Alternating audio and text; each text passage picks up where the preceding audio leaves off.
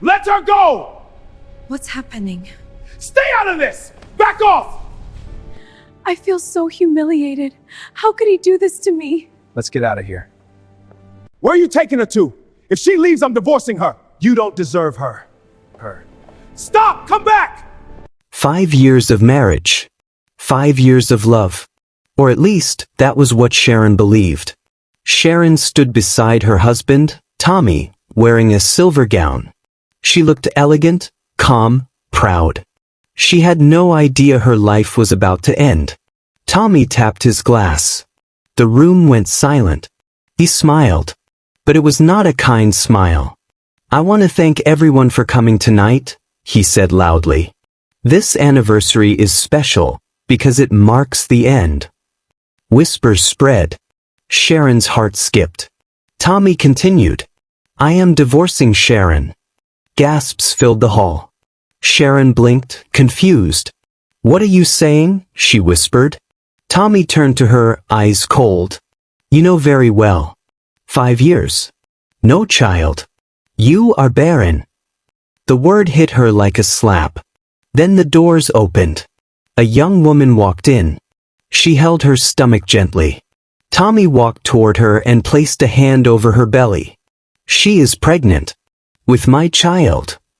The room exploded in murmurs. Phones lifted. Cameras recorded.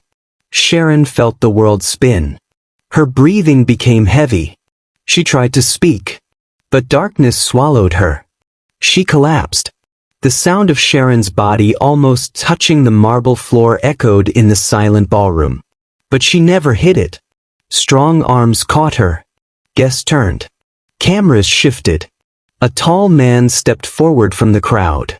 Black tailored suit. Calm posture. Sharp eyes. Park Jiune. Most people in that room knew his name. Few had ever spoken to him. He was not loud like Tommy. He did not brag. He did not smile for attention. He built companies quietly, and destroyed them quietly too. He lifted Sharon gently, as if she were fragile glass. Her head rested against his chest. Her silver earrings shimmered under the lights. Tommy's jaw tightened. "What do you think you're doing?" Tommy snapped. Jiune did not answer immediately. He adjusted Sharon in his arms first. He made sure she was secure. Only then did he look at Tommy. His voice was low, controlled. "It became my business," Jiune said, "the moment you chose to humiliate her." Tommy laughed nervously. "This is a family matter." Jiune stepped closer. "So was your funding." The room went silent again. Tommy's smile faded. Jiune continued calmly. 70% of your company expansion last year came from my investment group." Whispers spread among the guests. Tommy swallowed. "You wouldn't dare." Jiune cut him off.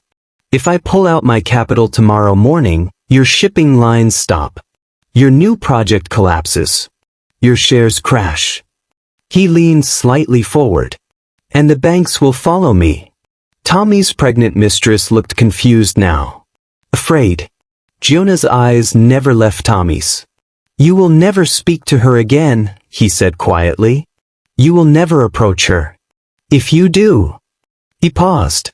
"I will ruin you." There was no shouting. No drama. Just certainty. Tommy said nothing.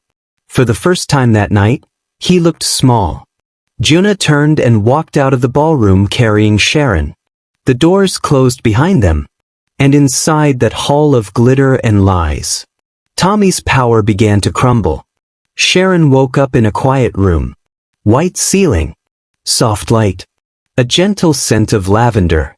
For a moment she did not remember. Then it rushed back. The party. The word barren. The pregnant woman. The laughter. Her chest tightened. She tried to sit up. A nurse approached her. "You fainted from shock," the nurse said kindly. "You're safe." The word felt strange. Safe from what? From whom? Later that morning, her sister arrived in tears. They did not talk much. There were no words big enough for that kind of pain. But outside the hospital, The world was talking. Phones buzzed everywhere. Guests had recorded everything. By afternoon, the video was everywhere online. Headlines spread like wildfire. Wife humiliated at anniversary party. CEO exposes barren wife. Unknown billionaire threatens husband. The clip of Jiune carrying her went viral. People slowed the video down. They analyzed his face. They praised him. They criticized Tommy. Sharon wanted to disappear. At her sister's house, she stayed in a dark room. Curtains closed. Phone turned off. She felt empty. 5 years of marriage erased in 5 minutes. She kept hearing Tommy's voice in her head. You are barren. That word hurt more than the divorce. It made her feel broken. Useless. Incomplete. Her sister tried to comfort her. You are not the problem, she whispered. But Sharon could not believe it yet. Then her phone vibrated. A known number. She almost ignored it. But something told her to open it. A message. I hope you are feeling better. Jiune. She stared at the name. Why did he care? She typed slowly. Thank you for helping me. A few seconds passed. Then his reply came. You deserved dignity. Not pity. Not sympathy. Dignity. Her eyes filled with tears. For the first time since that night, she did not feel like a victim. She felt human. The next morning, a black luxury car stopped outside her sister's house. The driver stepped out respectfully. Miss Sharon? Mr. Park sent this. Her sister looked worried. Are you sure about this? Sharon hesitated. She did not know Jiune. He was powerful. Important. Men like that did not help women like her. Or so she thought. Inside the car, she found a small envelope. Simple. Cream paper. Inside was a note written neatly. You cannot heal in hiding. Fresh air helps. Jiune. No pressure. No demand. Just an invitation. She took a deep breath. And stepped into the car. Jiune's office building was tall and modern. Glass walls. Clean lines. Quiet power.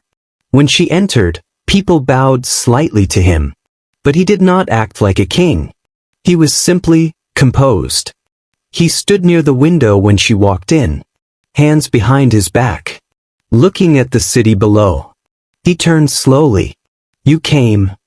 Yes. He gestured toward a chair. Sit. There was no awkward tension. No strange expectations. Just calm. Why did you help me? She finally asked.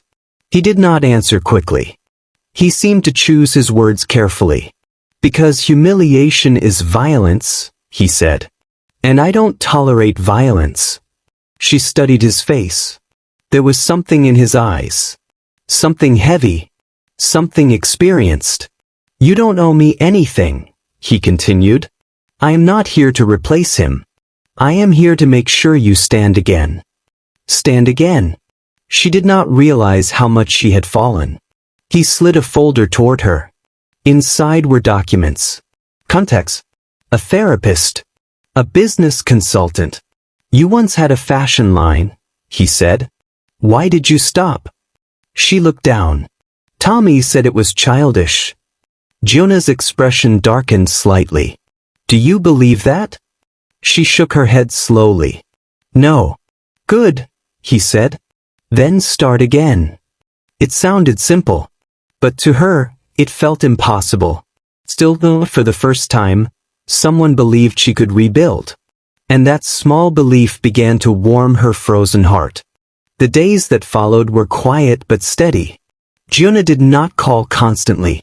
He did not appear at her door unexpectedly. He gave her space. But he never disappeared. Every morning she received a simple text. Did you sleep? Every afternoon. Eat properly. Every evening. What did you create today? Not controlling. Not romantic. Just consistent. Sharon began therapy. At first she barely spoke. She felt ashamed. Embarrassed. But slowly she started unpacking the pain. She realized something important. Tommy's betrayal was not proof of her failure. It was proof of his character. One afternoon, she opened her old design sketchbook. Dust covered it. She traced her fingers over the pages. Dreams she once had. Clothes she once imagined. Colors she once loved. She started drawing again. At first, her hands trembled. Then they steadied. She sent a picture of her sketch to Jiune.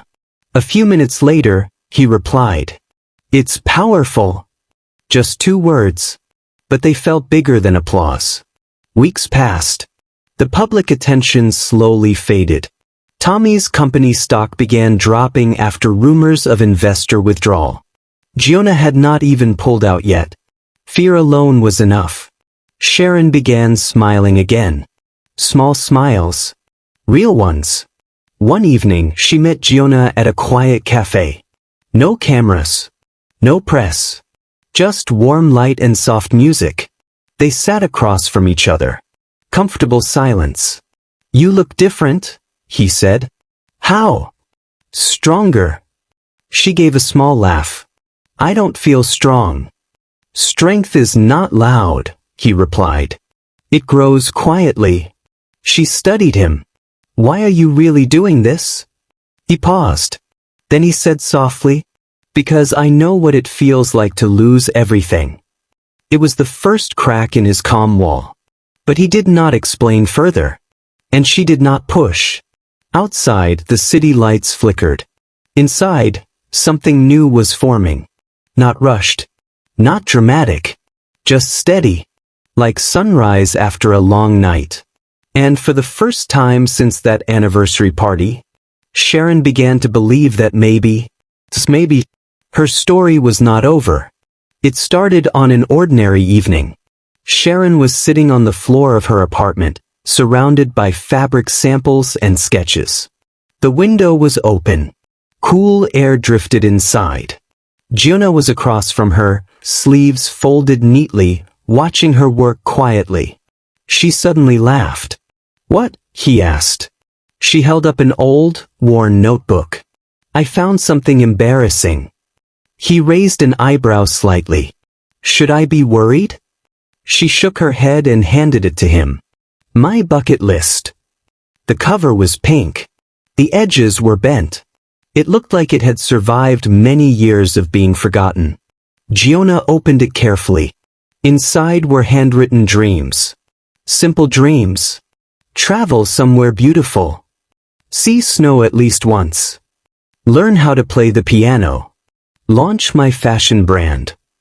Wear a red dress and feel confident. Fall in love with someone who is kind. He read each line slowly. He did not laugh. He did not tease. He looked at her seriously. "When did you write this?"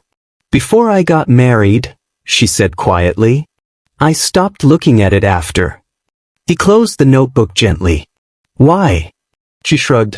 "Life got busy. Or maybe I just got small." There was silence. Then Jiune stood up. He walked to the window and looked outside. "Let's complete it." She blinked. "What?" "Every single one." She laughed nervously. "You sound like it's easy." "It's not," he said calmly. "But neither is regret." She looked at him carefully. "Why would you help me complete my dreams?" He met her eyes. "Because no one should die with their dreams untouched." The words sounded heavy, but she did not yet understand why. And so, the bucket list became their quiet mission. 2 weeks later, Sharon stood on a cliff in Jeju Island. The ocean stretched wide and endless below her. The wind pushed against her hair. She closed her eyes and inhaled deeply. It felt like breathing for the first time. Jiune stood a few steps behind her. Not too close. Not too far. Just enough. "You've been here before?" she asked. "Yes." "With someone special?" He paused slightly. "No." She smiled softly. "I'm glad I'm the first then." He allowed himself a small smile. They walked along the shore. collected seashells like children. A group of tourists recognized Sharon from the viral video. They whispered. But this time, she did not shrink. She stood tall. Jiune noticed. "You don't look afraid," he said. "I'm tired of hiding," she replied. He nodded approvingly. That evening, they ate fresh seafood by the water. The sky turned orange and pink. She laughed at something small. The sound surprised even her. Jiune watched her carefully. Not with desire. Not with ownership. But with quiet admiration. "You look different when you laugh," he said. "How?" "Alive." She grew quiet at that word. Alive. She did not know then how fragile that word truly was. The days became softer. They learned piano together. Both terrible at first. They laughed at missed notes. Sharon struggled with confidence when playing. Jiune would say gently, "Try again." And she would. He attended her first small fashion showcase. He stood in the back, unnoticed. When she walked out at the end, nervous and shaking, she searched the crowd. Her eyes found him. He nodded once. That nod gave her strength. After the event, she approached him. "You came." "Of course." "You didn't have to." "I wanted to." There was something deeper now. Something unsaid. One evening, rain poured heavily outside her apartment. The electricity flickered. They sat on the couch in dim candlelight. The room felt smaller. Closer. "Why are you not married?" she asked softly. He stared at the candle flame. Life became complicated. "That's not an answer." He gave a faint smile. "I focused on building companies instead." She studied his face. There was loneliness there, but also acceptance. "Do you ever regret it?" she asked. He looked at her slowly. "Not anymore." The air shifted. Her heart beat faster. For the first time since Tommy, she felt something dangerous. The day started normally. Jiune was giving a presentation to investors. Sharon was at her studio reviewing fabrics. She received a message from him earlier that morning. "Don't skip lunch." She smiled at the memory. Then her phone rang. A known number. She answered. "Are you Sharon?" a panicked voice asked. "Yes." "This is Mr. Park's assistant." He collapsed. The world froze. "What do you mean collapsed?" "He fainted during a meeting. We are at Seoul National University Hospital." Her hands went cold. The drive to the hospital felt endless. Her mind raced. He was healthy. This made no sense. When she arrived, doctors rushed past her. Nurses whispered. She felt small again. Powerless again. A doctor approached. "Are you family?" The question hit her. She hesitated only 1 second. "Yes." The doctor's expression was serious. "We ran emergency tests. There is something you need to know." Her heart pounded violently. "He has advanced leukemia." The word felt heavy. Strange. Impossible. "It has progressed quietly," the doctor continued. "He likely knew." "How long?" she whispered. The doctor looked down. "Months." Everything inside her shattered. Not again. Not another loss. Not when she had just begun to live. She pressed her hand against the wall to steady herself. Her breathing became uneven. Jiune had known. All this time. And he said nothing. The hospital room was quiet. Machines beeped softly. Jiune lay pale against white sheets. For the first time, he looked fragile. Not like the powerful Sue. Just a man. When he opened his eyes, he saw her. Crying. He gave a small, tired smile. "You found out." Her voice trembled. "How long have you known?" "Almost a year." "A year?" Her tears fell harder. "You let me fall in love with you." He closed his eyes briefly. "I didn't plan to." "That's worse." Silence filled the room. She stepped closer to the bed. You helped me heal, she said. You rebuilt my life. He looked at her carefully. That was enough for me. No, she whispered. You don't get to decide that. His breathing was weak. I didn't want you to stay because I was dying. She grabbed his hand tightly. I am staying because you are living. Their eyes locked. All at once. You should walk away, he said softly. Before it hurts more. She shook her head. I already survived humiliation. I already survived betrayal. She leaned closer. I can survive loving you. For the first time, his calm control broke. Tears slid down his face. He had built empires without fear. But this woman choosing him, even now, terrified him more than death. And in that hospital room, their love became real.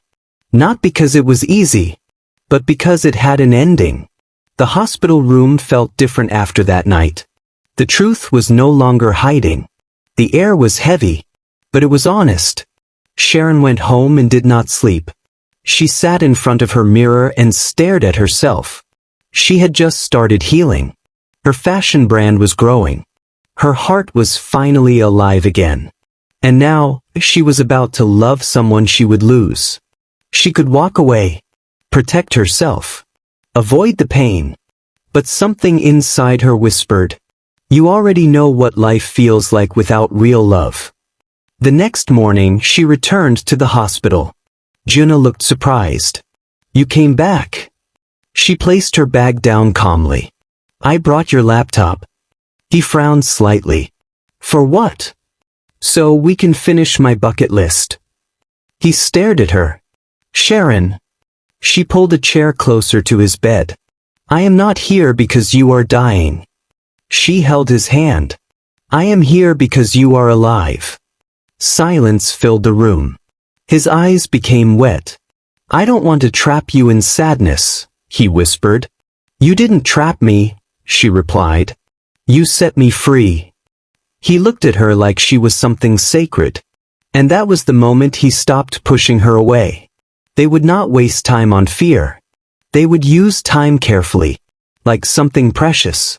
Treatment began. Chemotherapy drained him. Some days he could barely stand. Some days he smiled like nothing was wrong.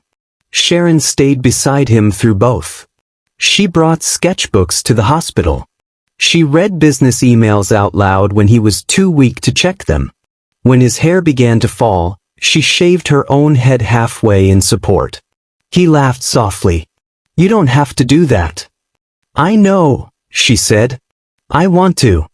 They continued checking off the bucket list. Heavy checkmark learn piano. They played slowly at home, even when he missed notes. Heavy checkmark launch fashion brand. He secretly invested in her company through silent partners so she would never feel dependent. Heavy checkmark wear a red dress confidently. He arranged a private dinner on a rooftop. That night she wore a stunning red dress. The city lights glittered below them. You look powerful, he told her. She smiled. For the first time, I feel powerful. He watched her carefully, memorizing her. Every movement, every expression. Time was running, but they refused to let it control the room. Winter came quickly. He grew weaker. Walking became difficult. But one morning he woke her gently. Get dressed. She frowned. Why? Trust me. They boarded a quiet private flight. When they landed, cold air hit her face. White snow covered everything. Her eyes widened. You remembered, she whispered. She had written it years ago. See snow at least once. He held her hand as they stepped outside. Snowflakes fell softly around them. She stretched out her arms like a child. Laughing. Crying. Spinning slowly. He watched from a bench, breathing carefully. You're cold, she said, rushing back to him. I'm okay. She knelt in front of him. Why are you always thinking of me? He smiled weakly. Because loving you makes me forget I am sick. Her tears fell quietly. I don't want to forget you, she whispered. You won't, he said gently. Snow landed on his eyelashes. And in that moment, everything felt still, as if the world paused to watch them. The hospital visits became longer. Machines beeped more often. Doctors spoke in softer tones. One evening, he asked everyone to leave the room except Sharon. He handed her a thick envelope. She frowned. What is this? My will. Her heart dropped. No. Yes. She shook her head. I don't want your money. He smiled faintly. I know. She opened it slowly. Properties. Shares. Investments. Everything. You built this, she whispered. I built it alone, he replied softly. That was the problem. He reached for her hand. You gave me something my companies never did. What? Peace. Her tears fell freely now. You made my last year feel full, he continued. Not empty. She leaned her forehead against his hand. I was supposed to lose everything that night at the anniversary, she whispered. No, he said gently. That night you found me. He grew quieter, breathing slower. I am not afraid anymore, he whispered. She forced a smile through tears. Rest. His eyes stayed on her face, until they slowly closed. The machines made a long, steady sound. Flat. Still.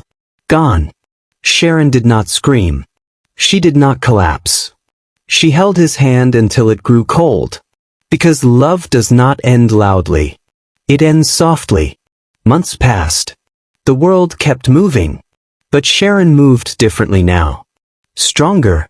Calmer. Her fashion brand grew rapidly. Investors respected her. Design magazines featured her story, not as a victim, but as a woman who rebuilt herself. She never publicly spoke about Jiune's illness. That was sacred. Private. On a quiet winter morning, she visited his grave. Snow covered the ground again. She wore a red coat.